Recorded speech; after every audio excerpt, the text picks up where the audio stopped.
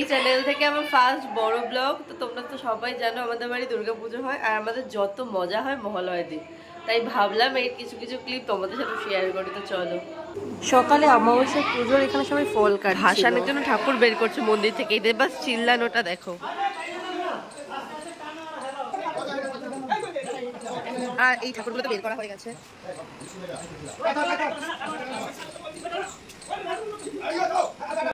এই দেখো ঠাকুরগুলো ভ্যানেও তোলা হয়ে গেছে। খেলা হয়ে গেছে। এখানে সবাই মিলে বেরিয়েছিল আমাদের বাড়ির সামনে একটা পুকুর আছে, সেখানে ঠাকুর ভাসান করতে। মানে এখানে মোটামুটি ফ্যামিলির অনেকেই ছিলাম আর অনেকে আসেও নি।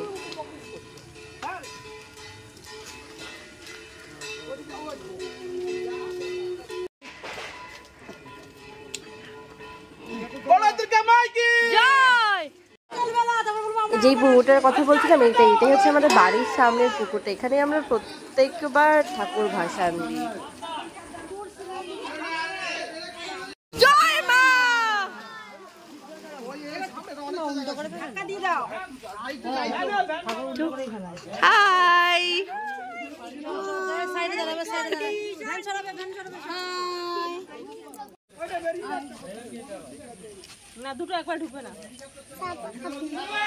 আমাদের বাড়ির না একটা নিয়ম আছে, যখন ঠাকুর ভাসান হয়ে যাবে তারপর কলসি মানে মায়ের যে মেন ঘরটা ওটা নিয়ে মাথায় করে তুলে আনতে হয় আর জল ছেটাতে হয় সবার গায়ে। এবার এমন ভাবে জল ছিটিয়েছে পুরো ভিজে গেছিলাম। এই যে এইভাবে এক ডুব দিয়ে ঠাকুরের জলটা নিয়ে তুলতে হয়। তারপর সবাই মিলে বাড়ি চলে আসছিলাম। ভাসান হয়ে গেছে, তারপর আমরা আবার প্রিপারেশন নেব আমাদের ঠাকুর আনতে যাওয়ার জন্য।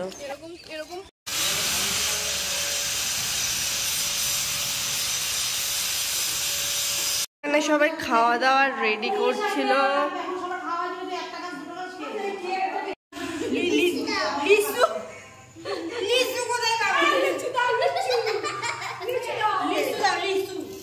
আবার বল।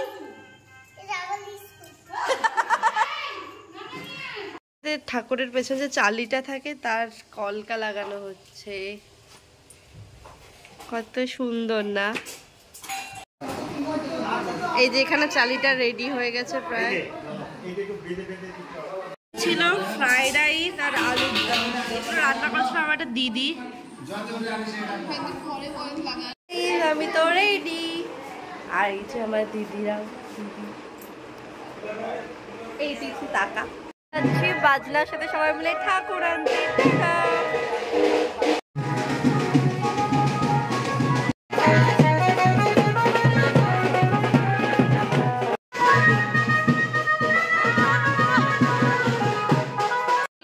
পালবাড়ি অনেকটা ঘুরেছে, চলো তোমাদের এবার ভেতরে কিছু কিছু ঠাকুর দেখানো যাক।